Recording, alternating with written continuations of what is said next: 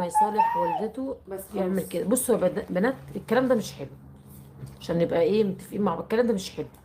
انا ظني مفيش حد ابدا ابدا يقدر يغيره عليا، ولا انا حد يغيرني على ظني. انا لما ببقى متخانقه معاه ما بيبقاش اي طرف تالت، عشان بس حرام ما نقعدش نقول ليه كل لما يصالح امه يعمل كده. هي واحده تقول لي كل ما يصالح امه يعمل كده. مفيش الكلام ده، مفيش الكلام ده. فالكلام ده ملوش لازمه. انا متخانقه معاه انا وهو. هو الفكره ان هو ضرسه وارم وبقه وارم قد كده، فمش طايق كلمه. فمش طايق نفسه. فبكلمه الكلام على طرف مناخيره. فاتخانق، اتشدينا زي ما تقولوا شيطان، لكن ملوش علاقه صالح مين وما صالحش ياسمين، مين. هم عرفوا منين؟ على ايه؟ عرفوا منين انك متخانقه معاه؟ ما انا لسه بقول اهو. لا بس هم ياسمين في اللايف عندي قالوا انك متخانقه معاه. عشان اول حاجه انا اتسحرت انا وصدفه وماما عن صدفه، فاهمه؟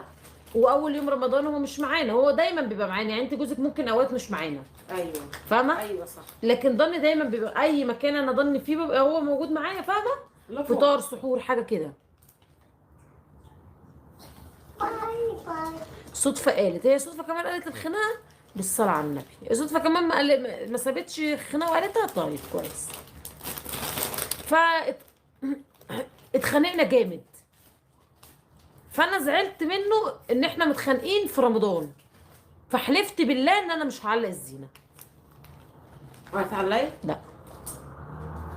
بصي سؤال هدى، وهتعلقي؟ اللي هو مثلا ايه؟ اللي هو حد قتل حد وندمان فظيع قوي، وهتعلقي؟ مثلا ايه؟ اه والله. لما مثلا شفت المذيعه تروح للمجرم أيوة وتقول له طب وندمان حابب تقول ايه؟ هو ده كده. بقول ايه؟ بقول وحلفتي ان انا مش هعلق زينه. وهتعلقي؟ دي اهم حاجه عندها. رد هدى في حته ثانيه. اه والله شفتها ردت ازاي. وهتعلقي؟ عادي يعني، ممكن ترجعي عن قرارك، مش مشكله يعني.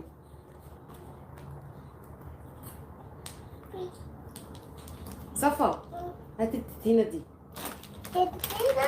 هاتيها، ما تحطهاش في بقك، هاتيها. هاتي شاطره. حركي. بيبان عليك ازاي عشان طيبه. الفكره